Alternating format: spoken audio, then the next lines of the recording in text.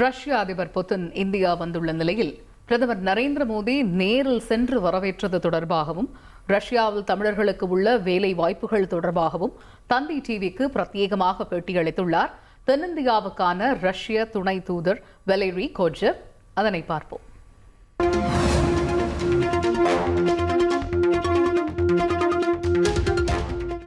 ரஷ்ய அதிபர் Vladimir Putin அவர்களின் இந்தியா வருகை தொடர்பாக யாரிடம் கேட்டால் சரியாக இருக்கும்? ரஷ்யாவின் தூதரிடம் கேட்டாதானே சரியாக இருக்கும். நம் தென்னிந்தியாவை பொறுத்தவரை ரஷ்யா இங்கே கான்சல் ஜெனரல் என்று அழைப்பார்கள். அம்பாசிடர் என்பவர் இந்தியாவுக்கு ஒரே ஒருவர் தான், அவர் டெல்லியில் இருப்பார். துணை தூதர்கள் கான்சல் ஜெனரல் ஒவ்வொரு பகுதியில் இருப்பாங்க. நம் தென்னிந்தியாவிற்கு குறிப்பாக சொல்லணும் அப்படின்னா நம் தமிழ்நாடு, பக்கத்து மாநிலமான கேரளா, கர்நாடகா, ஆந்திரா, தெலுங்கானா இந்த மாநிலங்களுக்கு ஒரே துணை தூதர் தான் இயங்குகிறார் ரஷ்யாவிலிருந்து. அவருடைய தலைமையகம் எங்கே இருக்கிறது தெரியுமா? நம்ம சென்னையில் சாந்தோமில் இருக்கிறது. அங்கே தான் நாம் தற்பொழுது அமர்ந்து கொண்டிருக்கிறோம். திரு வெலரி கோட்ஷேவ் அவர்களோடு நாம் அமர்ந்து கொண்டிருக்கிறோம். CG, it is such a pleasure to meet you today. Thank you for talking to Thanthi television. Please to tell us, our Indian Prime Minister. எங்களுடைய பிரதமர் உங்களுடைய அதிபர் புத்தினை வரவேற்க விமான நிலையம் வந்ததை ரஷ்ய மக்கள் எப்படி பார்க்கிறார்கள்? Certainly it's இந்திய பிரதமரை நேர்ல விமான நிலையம் வந்து வரவேற்றது புதின் மீதான அவரோட மரியாதையை காட்டுது. அவர்கள் இருவருமே நீண்ட காலமா நல்ல நண்பர்கள் என்பது நமக்கு தெரியும். அவர்களுடைய தனிப்பட்ட நட்பை பிரதிபலிப்பதா இந்த வரவேற்பு அமைஞ்சிருக்கு. உலகத்தை பொறுத்தவரை புத்தின் ஒரு கடினமான மனிதர் என்ற பிம்பம் இருக்கிறது. ரஷ்ய மக்களை பொறுத்தவரை எப்படி? Certainly Russians see him a bit ரஷ்யர்கள் அவரை சற்றே வித்தியாசமா பார்க்கறாங்க. மேற்கத்திய ஊடகங்கள் அவரை ஒரு கடினமான மனிதரா, சர்வாதிகாரி போல காட்டிட்டு வராங்க. நாங்க அவரை திறமையான அரசியல் தலைவரா பார்க்கிறோம், நாட்டின் தலைவரா பார்க்கிறோம். மிகவும் பொறுப்பானவர், பல தீவிர பிரச்சனைகளை கையாண்டு வருகிறார், ரஷ்யாவோட நலனை காத்து வருகிறார். இதுதான் மிக முக்கியமானது. அவர் கடினமானவரான்னு கேட்டீங்க, அவர் நகைச்சுவை உணர்வு கொண்டவரும் கூட. How close is Russia? Ukraine போர் எப்போது முடிவுக்கு வரும்? What is important now that the proposals of the Europeans that ஐரோப்பியர்கள் தற்காலிக போர் நிறுத்தம் வேண்டும்னு சொல்றாங்க. ஆனா அது எங்களுக்கு ஏற்கத்தக்கதல்ல.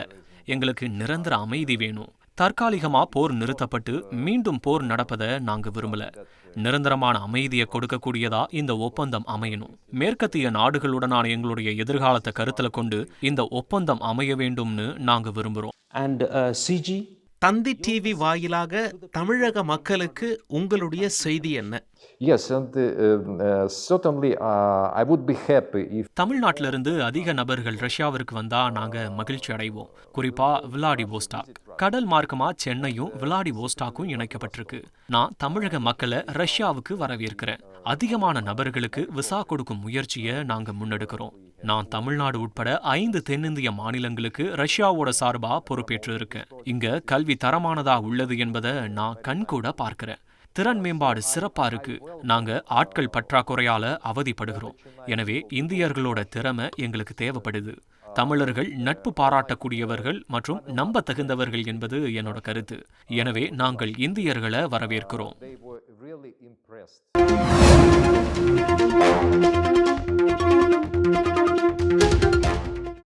our Indian Prime Minister have come all the way to the airport to receive your President, Mr. Putin. How do people of Russia see this? Certainly it's when the Prime Minister of India is coming to the airport to meet the President, certainly it's a token of respect, first of all. But we know that they're good friends for a long time, and this is also the reflection of this friendship, of this personal friendship. How significant is President Putin's visit to India, considering the ongoing war in Ukraine? Your question is maybe the most relevant one, as the geopolitical significance of this visit cannot be underestimated. Certainly, we just see how history makes itself at this point. Vladimir Putin, the Russian president, was here last time in December 2021, and it is already 4 years. Certainly, it doesn't mean that we had any hang up, any pause in our political interaction, because our leaders had opportunities to meet. Last year, Prime Minister Modi visited Russia in June and Moscow. He was in Moscow for bilateral meeting, and in October in Kazan for the BRICS summit meeting. Besides, they had interactions. They were part of many international forums, and specifically the mechanisms that were created, that were our brainchilds. It is the BRICS and the Shanghai Cooperation Organization. You see, this visit is taking place at a very challenging time for Russia, which is confronting serious adversaries on its western flank. And NATO and Europeans had plans to deliver strategic defeat to the Russian Federation. It's clear now that their plans failed, and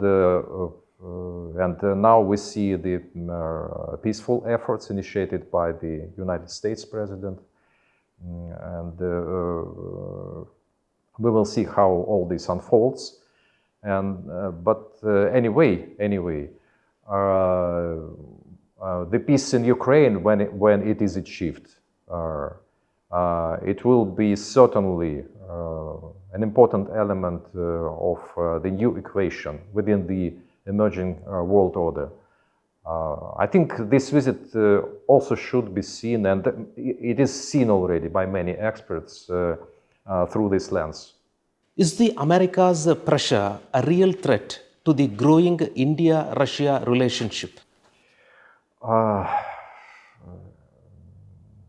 As to the pressure tactics, I think India already it knows what is this, and it's from the very beginning of the developments in Ukraine, it has taken a balanced position, preserving its strong and time-tested relations with Russia. And we see this as certainly as a result, as a reflection of farsightedness and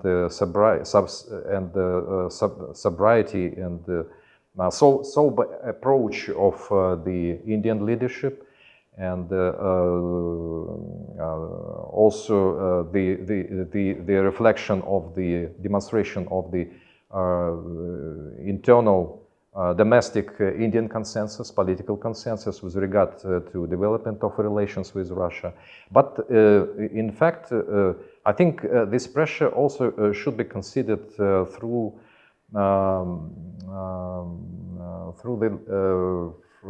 the lens of the aspirations of India to maintain its strategic autonomy and defending its national interest. This is important. But as to the pressure tactics, we already seen over the last few years the pressure tactics from the European Union, from the Europeans on Russia, and through sanctions. We had a lot of rounds of sanctions. But all these sanctions boomerang, and problems come home to roost to the Europeans. What are the small modular reactors that India is said to receive from Russia? Yes. It is. They called small nuclear reactors. Yes, SMRs. Just before the visit, it was noted that this will be one of the issues on the agenda of negotiations, and as far as I know, the head of our nuclear corporation, state nuclear corporation Rosatom, Alexei Likhachev, is within the composition of this delegation, accompanying President. And I'm sure that they will discuss all issues, including Kudankulam power plant and small nuclear reactors. Small nuclear reactors, this is a unique technology, which has, let's say, Russia has an edge in this technology, and this is, I think, the only country which has a reference reactors. I mean, reference reactors, meaning it is the only functioning reactors already for 5 years in Chukotka region, Arctic region of Russia. And these reactors, they are about 70 megawatts. They are installed on the floating power station Lomonosov. So this is something that Russia really can offer. This is a proved technology, that it has. And as to SMRs, you see, it is, let's say, this subject which is very popular at the moment, and many countries are trying to harness this technology. The issue is that the SMRs is sometimes, in some ways, it is a good solution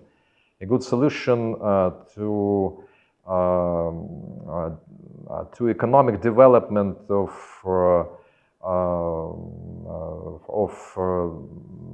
industrial clusters or ecosystems in some regions, in meeting energy requirements of the mass data centers.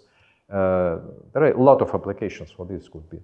And certainly for some isolated areas, for example, where larger power stations cannot be built, or because of some geological, let's say, issues where you cannot create such a structure like Kudankulam nuclear power plant.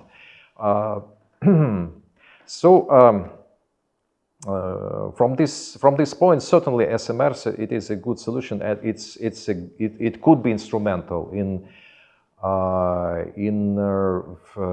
boosting, in enhancing India's energy security. What job opportunities can the people of Tamil Nadu expect in Russia following President Putin's visit to India? For many years, we discussed a mobility agreement. And I just noted that I think a few days back it was initialed already. And as I understand, it must be signed.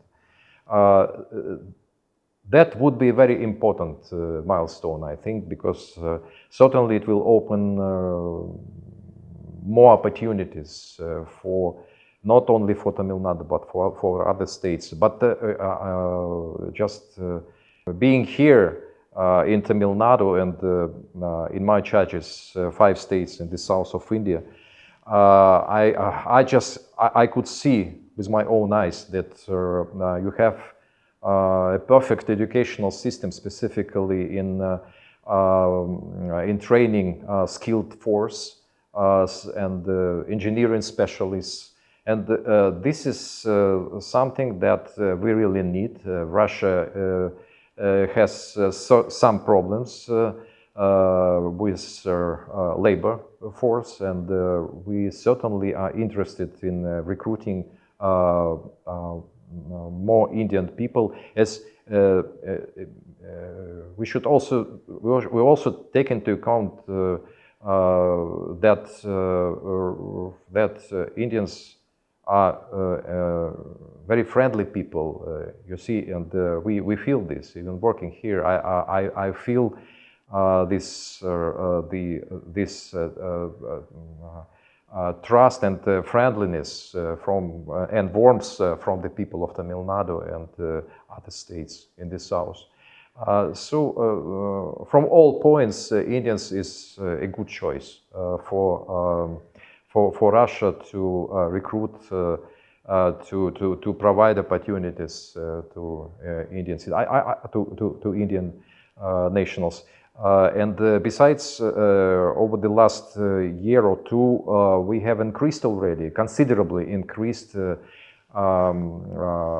recruitment, and we invite Indian workers to Russia. How many Indians are currently serving in the Russian army? Yeah.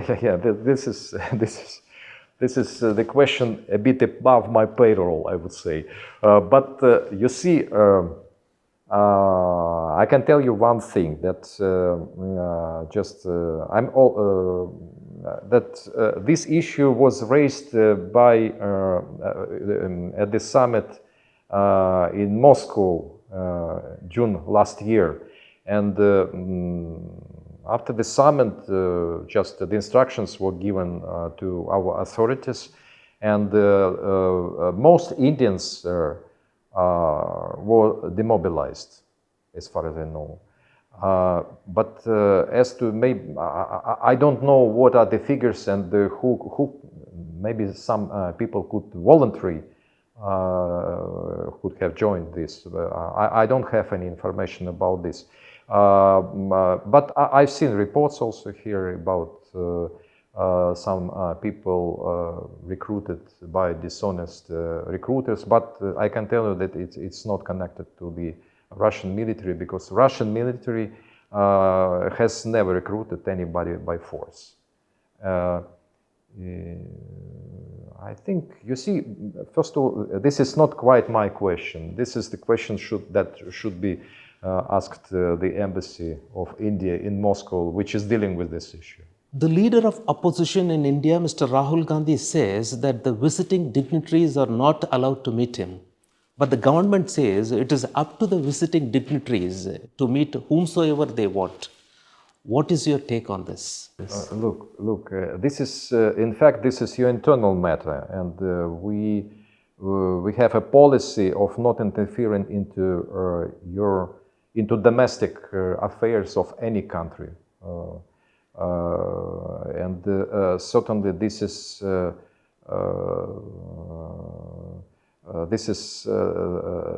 the question that must be sorted out within your country.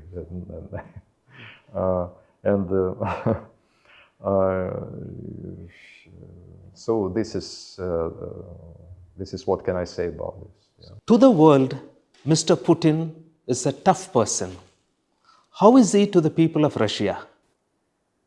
Maybe you see it's sometimes it is the difficulties of translation, and maybe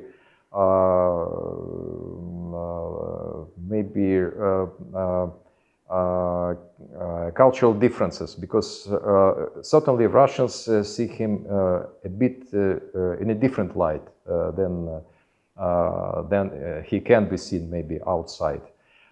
Besides, look, he's, as I understand, he is made looking, as you said, a tough person by, first of all, by the Western media, which is trying to make him some kind of dictator, cruel. This is just.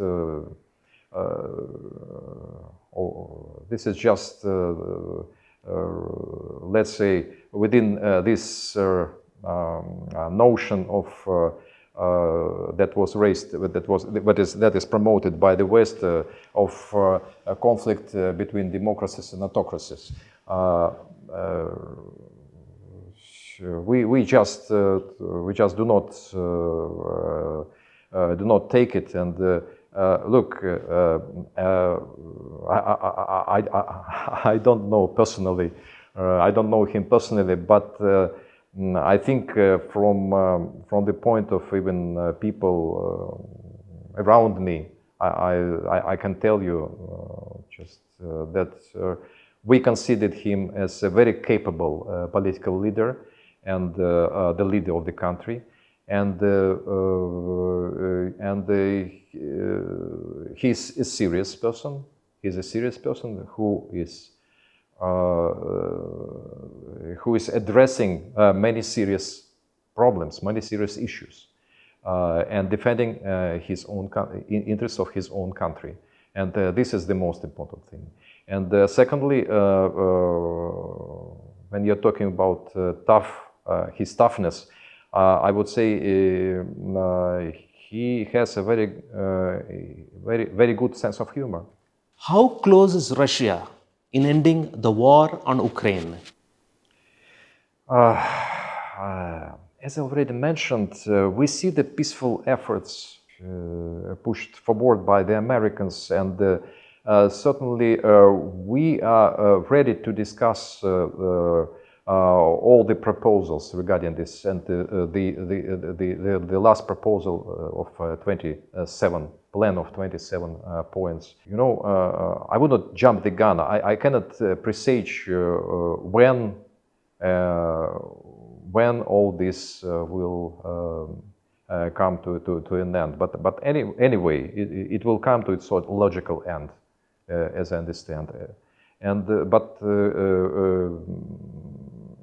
Look, Russia is a peaceful nation. And we are always ready to beat our swords into plowshares, but this will take time, as we have our national interests, and we have our demands with regard to the end of this conflict. And what is important now, that the proposals of the Europeans the